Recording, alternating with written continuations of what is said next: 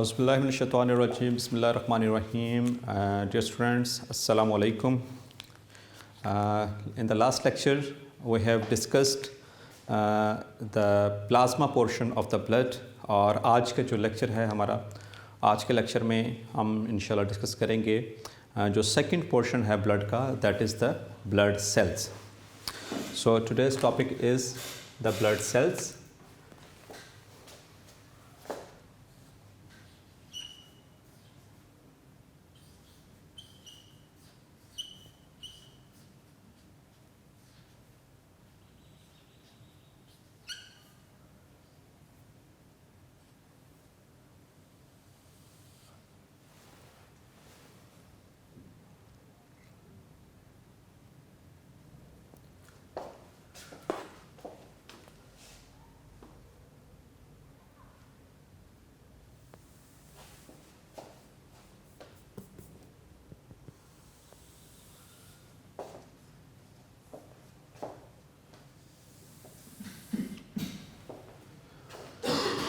So as we discussed in the previous lecture, जो blood cells होते हैं, they constitute about 45% of total human blood. ठीक है, यानी जो 5 लीटर या 6 लीटर जो ब्लड होता है, उसका 45% जो होगा हमारे ब्लड का, वो ब्लड सेल्स होंगे. और उसमें हमने पढ़ा था कि 3 मुख्तलिफ़ तरह के ब्लड सेल्स हैं हमारी बॉडी के अंदर. The first category we are going to discuss them by turn. The first one are the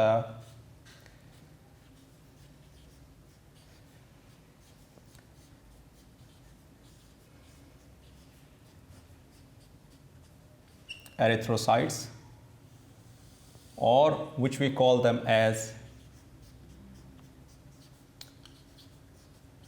red blood cells, or abbreviated as RBCs.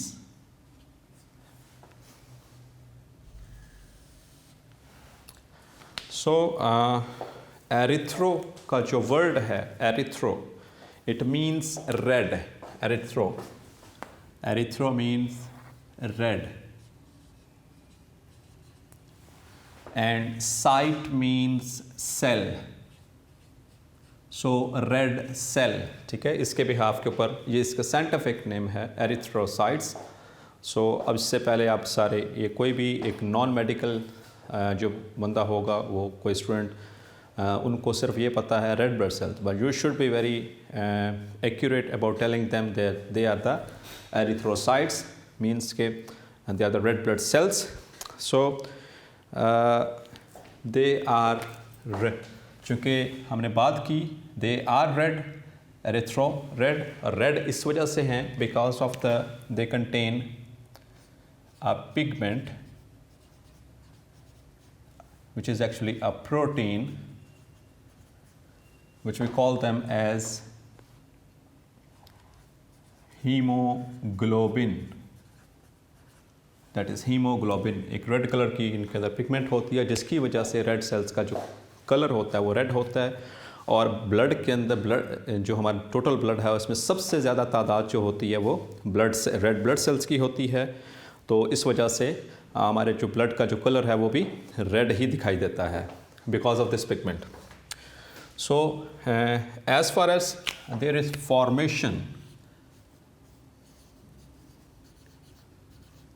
formation is concerned, so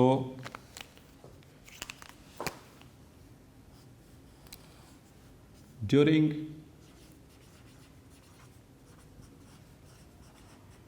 embryonic life and during adult life, हम इन दोनों lives के अंदर जो है उसको discuss करेंगे. तो during embryonic life they are formed in liver and spleen.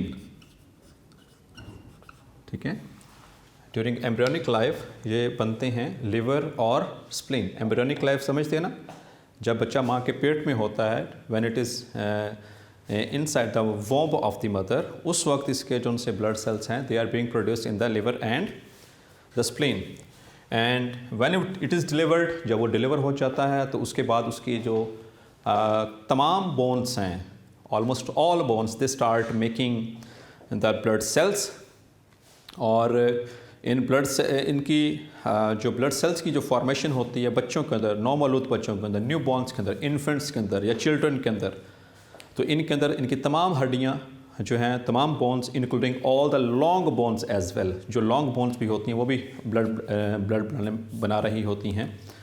इनमें ह्यूमरस है, radius, ulna, tibia, fibula, femur. लेकिन जैसे जैसे एज गुजरती चली जाती है, so due to the deposition of fats, तो उनके जो बोन मैरो होती है वहाँ पर ये उसके ऊपर चढ़ जाती है। लॉन्ग बोन्स के अंदर, लॉन्ग बोन्स की जो बोन मैरो होती है उसके ऊपर फैट्स चढ़ जाती हैं, तो वो इनएक्टिव हो जाती है।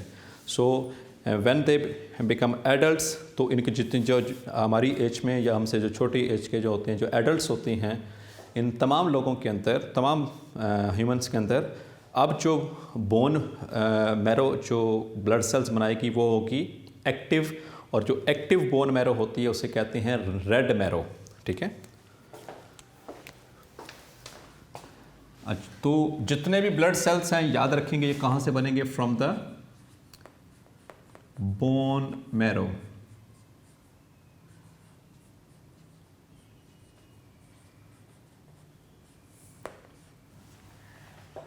जो हमारी, अगर आप पाए खाते हैं तो आपको पता है जो पाए के अंदर में से जो मटेरियल निकलता है, जेल लाइक मटेरियल जो होता है जिसको खाया जाता है, उसे बोन मैरो कहते हैं। और उस बोन मैरो में से तमाम सेल्स बनते हैं। तो इंशाल्लाह हम इसको डिस्कस करने के बाद फिर मैं आगे डिटेल में उनकी विद डायग्राम आपको इंशाल्लाह समझाता हूँ कैसे उनकी सिंथेसिस होगी। तो एक्चुअली चलें यहाँ पर साथ ही साथ एक और बात बताता चलूँ ताकि फिर, सो बोन मैरो जो होती है इसके अंदर होते हैं स्टेम सेल्स।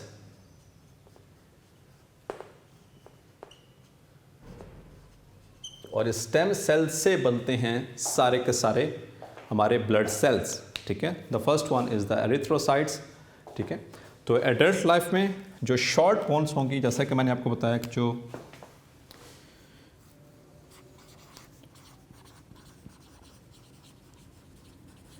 जो बोन मैरो है वो दो तरह की होती है। एक होती है येलो मैरो और एक होती है रेड मैरो। जो येलो मैरो होती है दैट इज़ इनएक्टिव, और ये इनएक्टिव क्यों होती है वो उसकी रीज़न मैंने आपको बताई कि इसके ऊपर फैट्स चढ़ जाते हैं जिसकी वजह से ये इनएक्टिव हो जाती है। और जो रेड मैरो होती है ये एक्टिव होती है। और एडल्ट्स के अंदर जो रेड मैरो एक्टिव होती है that is active in the short bones like the vertebra, like the sternum, the chest bone and the ribs। तो इन बोन्स के अंदर एडल्ट लाइफ में जो है वो हमारे आरबीसीज बनते हैं, बल्कि तमाम जो ब्लड सेल्स हैं वो इसमें फॉर्मेशन होगी। If we talk about the size and shape of red blood cell or erythrocyte, its size is 8 micrometer approximately। जो मैच्योर रेड ब्लड सेल है उसका साइज होता है 8 माइक्रोमीटर और 8 माइक्रॉन्स भी हम इसको कहते हैं। If we talk about their shape, so they are biconcave. इस तरह से होंगे ये रेड ब्लड सेल्स।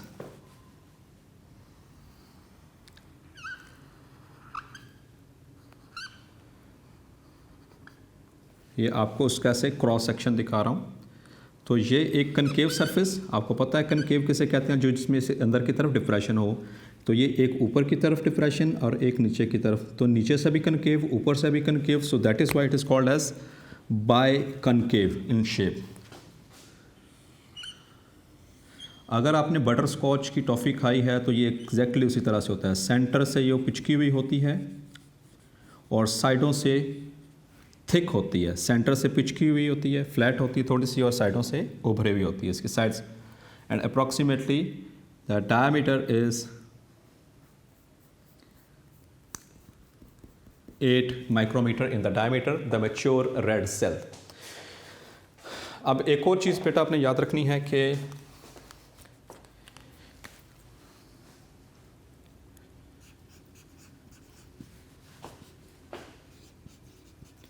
मैच्योर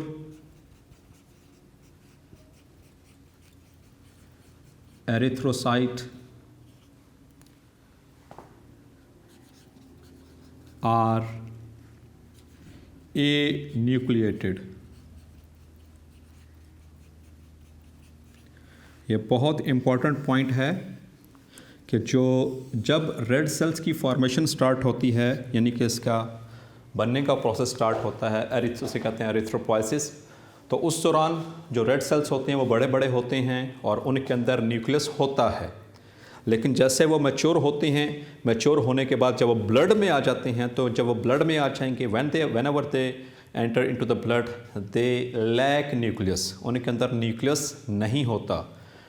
तो ये वाहिद ऐसा यूकैरियोटिक सेल है जिसमें मैमेलियन यूकैरियोटिक सेल है जिसके अंदर न्यूक्लियस नहीं होता। Very important MCQ as well as regarding the MCAT कि वो कौन सा मैमेलियन सेल है यूकैरियोटिक, क्योंकि मैमल्स दे आर एनिमल्स और एनिमल्स दे आर यूकैरियोट्स, तो उनका कौन सा सेल ऐसा होता है जो कि ए न्यूक्लिएटेड होता है, जिसमें न्यूक्लियस नहीं होता। क्योंकि हम प्रोकैरियोट और यूकैरियोट्स को बेसिक डिस्टिंक्शन ही यहीं से करते हैं कि यूकैरियोट्स जो होते हैं वो न्यूक्लिएटेड होते हैं और प्रोकैरियोट्स उनके अंदर न्यूक्लियस नहीं होता। तो मैच्योर रेड ब्लड सेल और मैच्योर एरिथ्रोसाइट, इसके अंदर भी न्यूक्लियस नहीं होता। क्लियर? अब इसके अंदर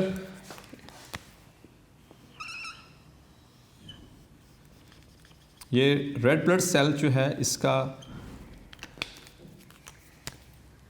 दिस इज 90% हीमोग्लोबिन, 95% इसके अंदर सिर्फ हीमोग्लोबिन होगा और बाकी जो इसका 5% होगा इट कंसिस्ट ऑफ एंजाइम्स और सॉल्ट्स और सम अदर प्रोटीन्स। तो मेन चीज़ रेड ब्लड सेल में भी मेन चीज़ क्या है? That is haemoglobin. So that is why it appear red. और शेप इसकी बाइकनकेव होती है एंड स्फेरिकल।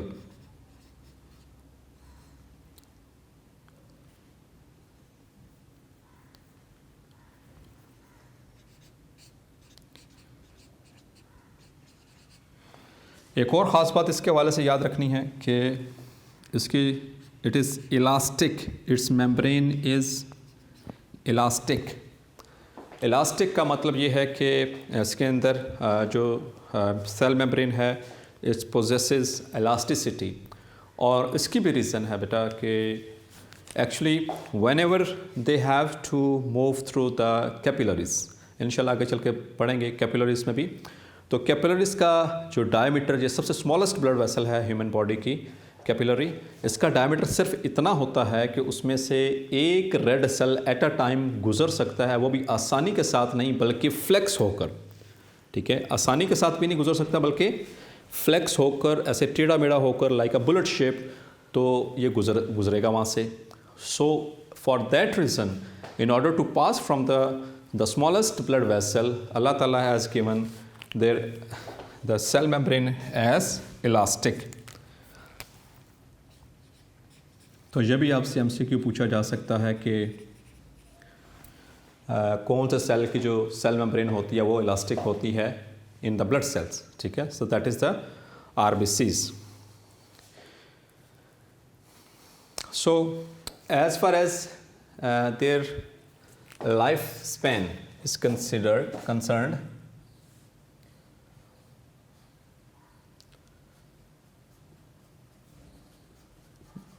लाइफ स्पैन का मतलब कि इनकी उम्र कितनी होती है, that is they have got approximately 2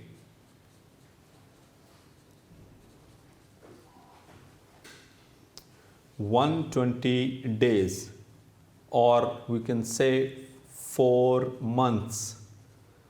तो हर 4 months के बाद जो रेड ब्लड सेल आज पैदा हुआ है 120 दिन के बाद ये डिस्ट्रॉय हो जाता है। और इसकी जो डिस्ट्रक्शन है वो कहाँ पर होती है? सबसे पहले स्प्लीन में, स्प्लीन से फिर ये डिग्रेड होने के बाद जाता है लिवर के अंदर, और लिवर के अंदर बाकी इसका सारा वो प्रोसेस होता है, इसकी डिग्रेडेशन होती है। इंशाल्लाह you will learn in the second year, ठीक है। तो इस तरह से ये इसकी फेट भी होती है। And one last thing that is the function. तो फंक्शन के एतबार से देखेंगे तो as you know they are involve in the transport of oxygen as well as carbon dioxide. तो ऑक्सीजन और कार्बन डाइऑक्साइड की ट्रांसपोर्ट में ये इन्वॉल्व होंगे। So that is all for this erythrocytes. Now we are going to discuss about the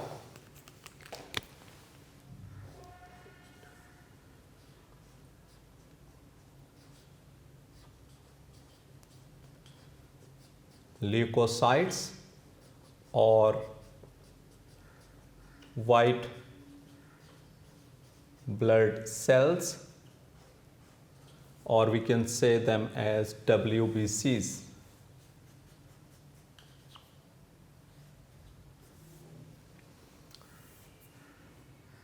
So erythrocytes में सिर्फ एक चीज़ और, that their number,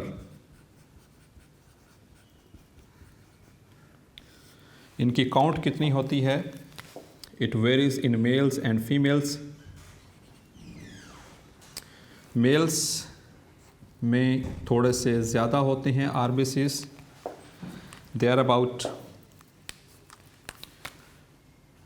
5 to 5.5 million per cubic millimeter, and in females they are 4 to 4.5 millions per cubic millimeter। सो ये एक चीज़ रह गई थी इसके हवाले से। Now the leukocytes. सो ल्यूकोसाइट्स को हमने कहा था कि एक तो चीज़ याद रखनी कि इनके हवाले से that they are colourless. Leuco means they are colourless, they contain no pigment. इनके अंदर कोई पिगमेंट मौजूद नहीं होती। जैसा कि रेड सेल्स के अंदर जो है वो एरिथ्रोसाइट्स के अंदर हीमोग्लोबिन थी, that was a red coloured pigment, लेकिन इनके अंदर कोई पिगमेंट मौजूद नहीं होती। They are colourless, that is why they are called as leukocytes. और इनकी जो काउंट है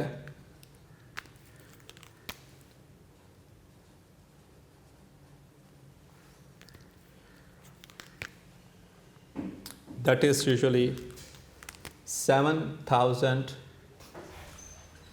to 8,000 per cubic millimeter of the blood, ठीक है। एक क्यूबिक मिलीमीटर के अंदर 7 से 8,000 होंगे द वाइट ब्लड सेल्स। और हमने बात की थी कि जो वाइट ब्लड सेल्स होते हैं वो आगे उसकी 2 मेजर कंपोनेंट्स हैं, और ये इनकी जो कंपोजिशन हम बताते हैं that is according to their the presence of granules in them, ठीक है। तो ग्रेन्यूल्स की बेस के ऊपर आइदर दे आर ग्रेन्यूलोसाइट्स और ए granulocytes.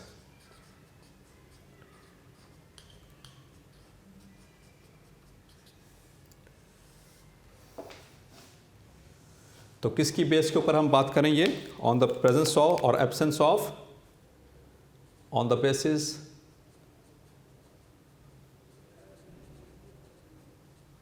Of granules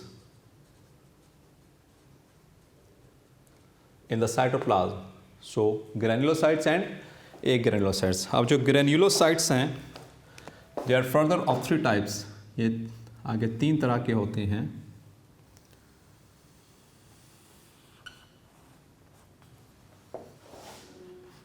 Number 1 are the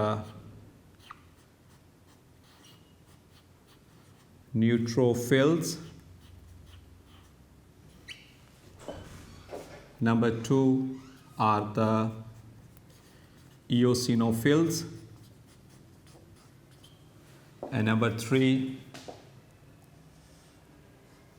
are basophils. तो ये 3 इनकी टाइप्स हैं। सो यहाँ से मैं इनको रिमूव कर रहा हूँ ताकि इसको हम इजीली देख सकें।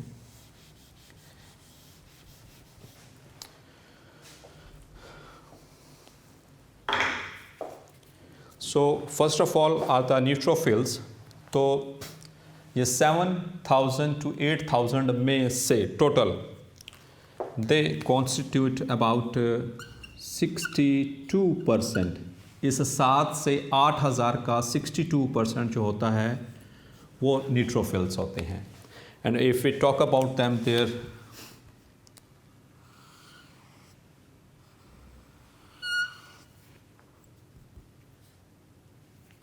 shape,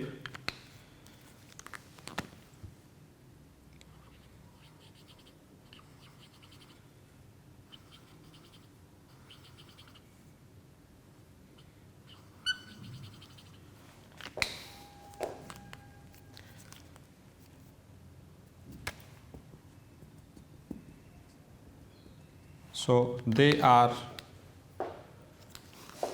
as you can see, 1 2 3 4 5. There are 2 to 5 lobed nucleus। ये इसका न्यूक्लियस है, ये सेल, ये न्यूक्लियस और ये cytoplasm.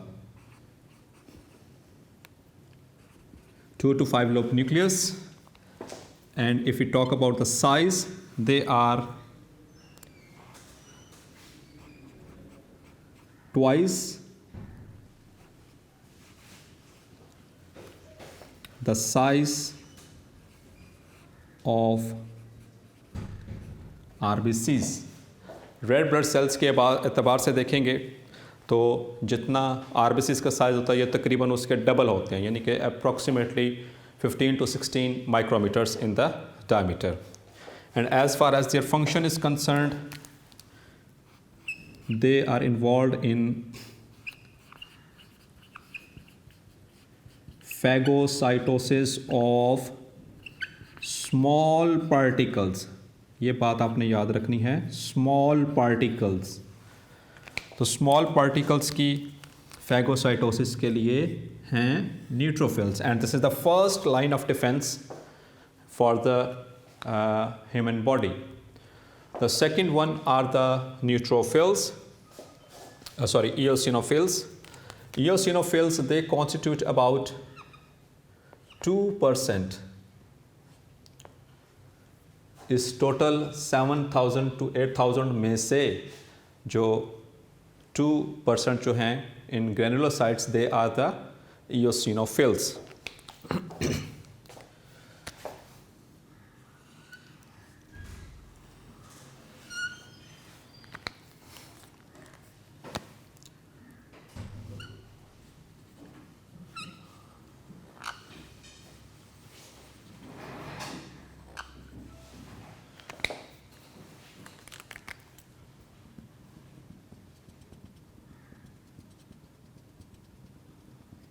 So these are the eosinophils। They have nucleus with 2 lobes, means they are bilobed, they have bilobed nucleus, and they are also twice the size of RBCs।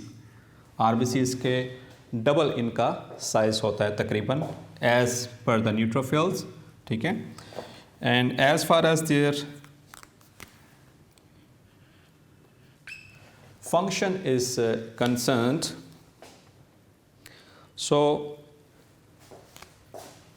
they have anti-inflammatory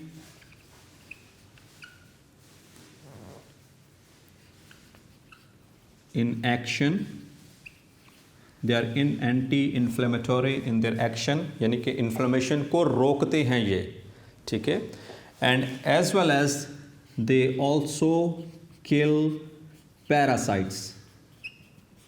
आपने पढ़ा हुआ है parasites, the organisms which depend for food and nutrition and their shelter for the in the host, and in response they harm them. ठीक है. And the third category is basophils.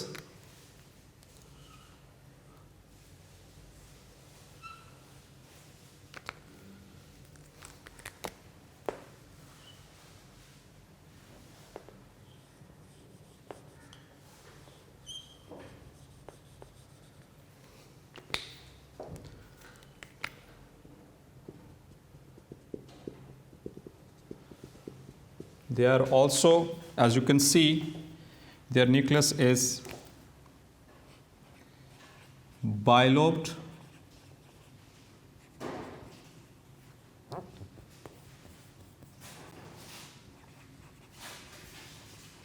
Number two, and as far as their size is concerned, they are also about twice. They are also about the twice to the size of the RBCs. तो ये तीनों जो granulocytes हैं ये तकरीबन doubles होते हैं in size as compare to the RBCs. तो ये इनके अंदर कॉमन बात है. ठीक है, तीनों के अंदर ट्वाइस, ट्वाइस एंड ट्वाइस. सो जितना एक RBCs का साइज है साइज उसका डबल होगा इन तीनों ग्रेन्युलोसाइट्स का. और इसका बायलोब दे सकते हैं और इसके बायलोब में डिफरेंस है, इसके न्यूक्लियस का शक्ल जो शेप होती है. Clear. And as far as their function is concerned, they produce number one heparin. जो हेपारिन एक ऐसा केमिकल है which is anti coagulant, which is anti coagulant. ये हमारे ब्लड को हमारी ब्लड वेसल्स के अंदर क्लॉट नहीं होने देता. That is heparin. और दूसरा केमिकल जो रिलीज होता है in the basophils, that is histamine. अब ये हिस्टामीन जो है ये आमतौर पर इट कॉजेस इन्फ्लेमेशन. ये इन्फ्लेमेशन कॉज करता है और ख़ास तौर पर during allergic reactions.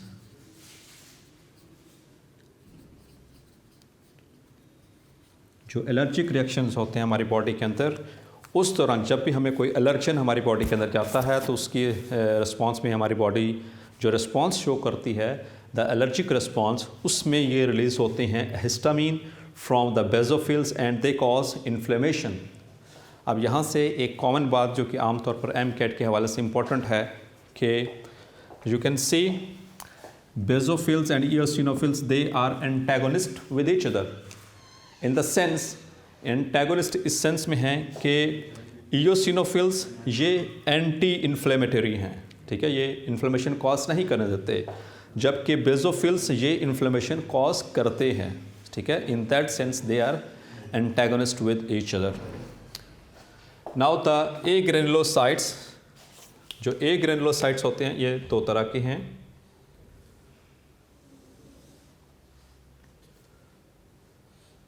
Number one are the monocytes.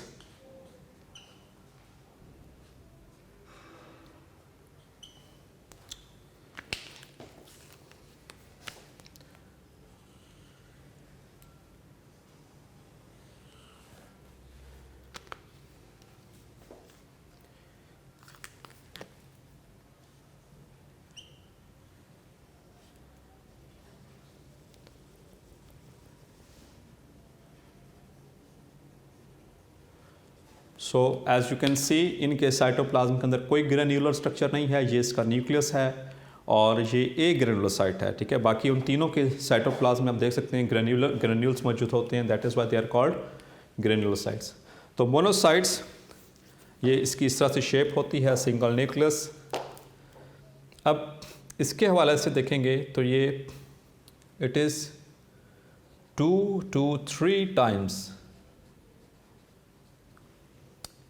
large as compared to RBCs।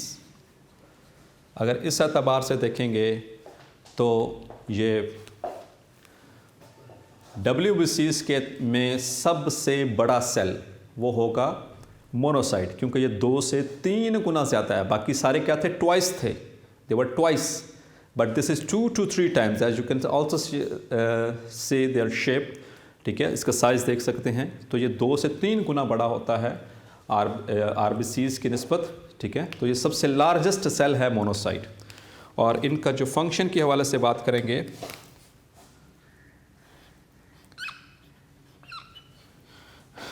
जो दे phagocytose involved in the phagocytosis or phagocytose large particles।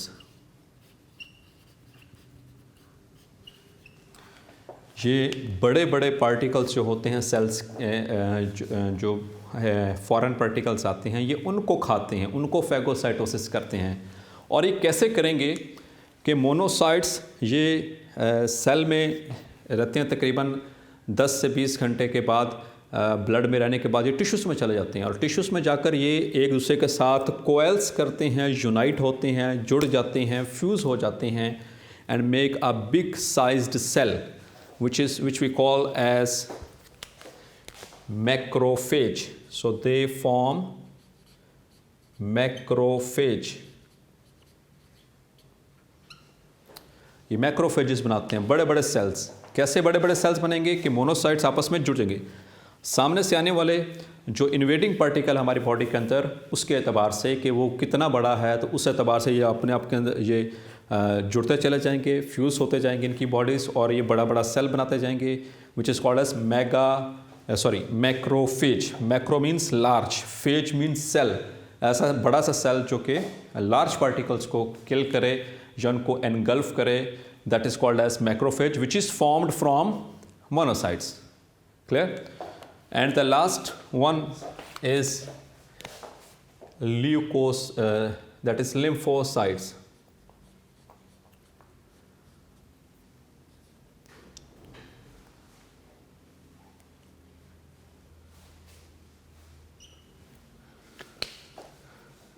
सो इनकी वो परसेंटेज रह गई थी बेसोफिल्स की। Basophil they constitute about 1% of the total cells जितने भी हैं हमारे पास। और जो मोनोसाइट्स हैं they constitute 3% and the remaining are the lymphocytes about 32%। तो जितने भी ये 7 से 8 हज़ार पर क्यूबिक मिलीमीटर हैं, ये उसकी कंपोजिशन है। इसमें 62% neutrophils, 2% eosinophils, 1% the basophils, 3% are the monocytes and 32% are the lymphocytes. अब जो लिम्फोसाइट्स होते हैं ये तकरीबन they are almost about the size, approximately the size of a red blood cell. और इनके अंदर जो न्यूक्लियस होता है ये तकरीबन उसको फिल कर देता है साइटोप्लाज्म को इस तरह से, ठीक है। So this is a lymphocyte. और इसका साइज भी एतबार से देख सकते हैं, that is approximately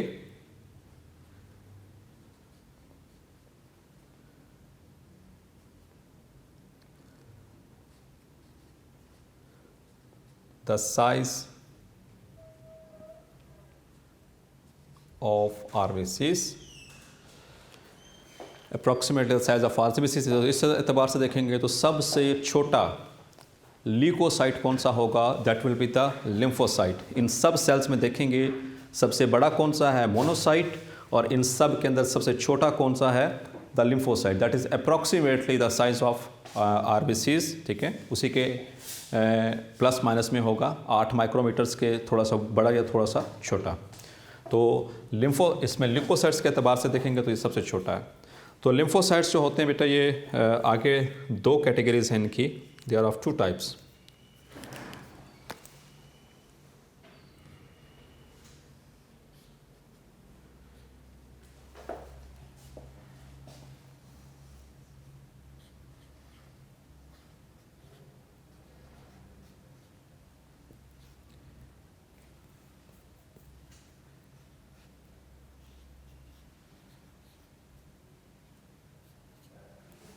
the B lymphocytes and the T lymphocytes.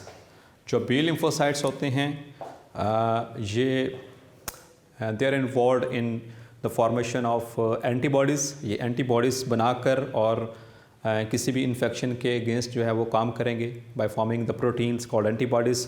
जबकि जो टी लिम्फोसाइट्स होते हैं दे मेक सेल्स, ये सेल्स बनाते हैं मुख्तलिफ़ तरह के जो कि इन्वेडिंग जो ऑर्गेनिज़म होगा या कोई भी माइक्रो ऑर्गेनिज़म या कोई भी पैरासाइट होगा उसके ख़िलाफ़ ये काम करेंगे।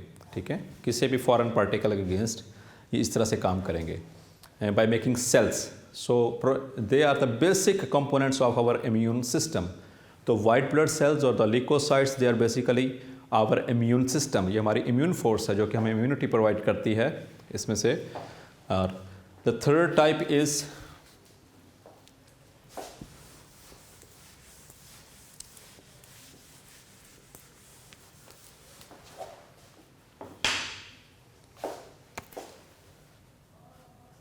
are the thrombocytes,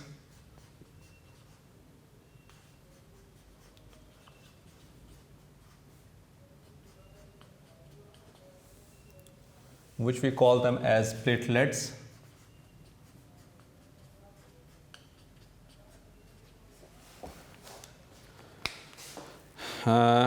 इनके जो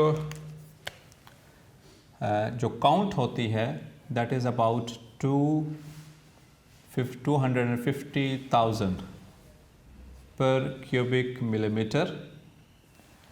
और यूजुअली ये एक्चुअली हम इनको साइड्स में तो गिनते हैं लेकिन but they are not the cells, rather they are formed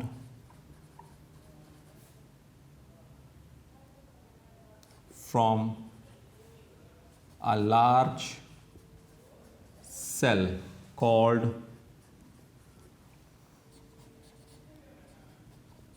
megakaryocyte. तो मेगाकैरियोसाइट एक बहुत बड़ा सेल बनता है बोन मैरो के अंदर।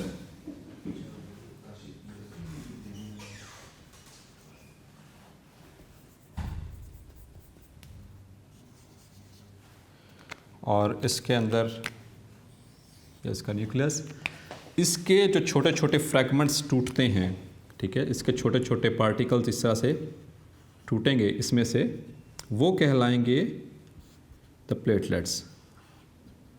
ये प्लेट की शेप के होते हैं, so that is why they are called as platelets.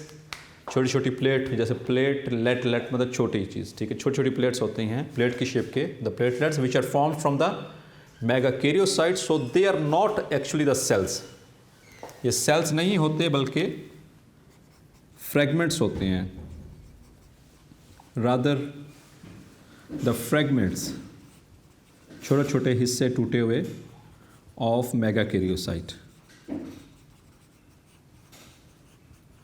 ठीक है, और इनके फंक्शन के एतबार से देखेंगे, they are involve in the blood clotting. तो जहाँ कहीं पे भी इंजरी होती है इंटरनल और एक्सटर्नल हमारी बॉडी के अंदर, कहीं पे भी हैमरेज होता है तो वहाँ पर ये पहुँचते हैं। तो वहाँ पर जो क्लॉटिंग प्रोटीन्स जो आपने लास्ट टाइम डिस्कस की थी, ठीक है, वहाँ पर वो फिब्रिन फाइबर्स बनाते हैं और उनके अंदर ये जाकर ऐसे टेम्परेरी सील बना देते हैं प्लेटलेट्स, और ये ब्लड को ऊज आउट होने से, ब्लीडिंग से रोकने के लिए हेल्पफुल होते हैं। एक और चीज़ आपने याद रखनी है कि जो उनसे ये लिम्फोसाइट्स हैं, लिम्फोसाइट्स ये हमारे जो लिम्फॉइड टिश्यूज़ होते हैं हमारी बॉडी के, ये उनके अंदर बनते हैं। Like they are formed in the thymus, they are formed in the tonsils, adenoids, हमारी जो सी स्प्लीन है, ठीक है, they are also formed in them. ठीक है, तो ये हमारी बॉडी के मुख्तलिफ तरह के लिम्फॉइड टिश्यूज़ हैं। इंशाल्लाह ये जब लिम्फेटिक सिस्टम पढ़ेंगे, इसी चैप्टर के लास्ट टॉपिक्स में से एक है, तो उसमें ये इसकी डिटेल भी आएगी लिम्फोसाइट्स के वाले से। इसके लिए फ़िलहाल सिर्फ इतना ही डिस्कस मैंने किया, इसके आगे डिटेल नहीं बताई क्योंकि आगे उसमें इंशाल्लाह होगा जब हम लिम्फेटिक सिस्टम पढ़ेंगे तो उसके अंदर लिम्फोसाइट्स की आगे डिटेल आएगी, इम्यूनिटी के अंदर भी इसकी डिटेल आएगी। ठीक है, तो यहाँ पर सिर्फ मैंने इसकी यहीं पे दो कैटेगराइजेशन कर दी, B and T lymphocytes. B lymphocytes जो होते हैं ये plasma proteins which are called as antibodies the immunoglobulins वो बनाते हैं, जबकि टी लिम्फोसाइट्स ये सेल्स बनाते हैं जो कि हमें मुख्तलिफ़ तरह के जो माइक्रो ऑर्गेनिजम्स होंगे उनको किल करने में हमारी बॉडी को हेल्प करते हैं। So that was all about the classification of blood cells. ठीक है, तो ये ब्लड सेल्स की क्लासिफिकेशन है, erythrocytes, thrombocytes and the leukocytes. इनकी काउंट भी लिखी हमने, इनके फंक्शन, इनकी shapes, each and everything has been discussed. So and that's all for today. If you have any query, you can ask in the comments box. Thank you very much. Allah Hafiz.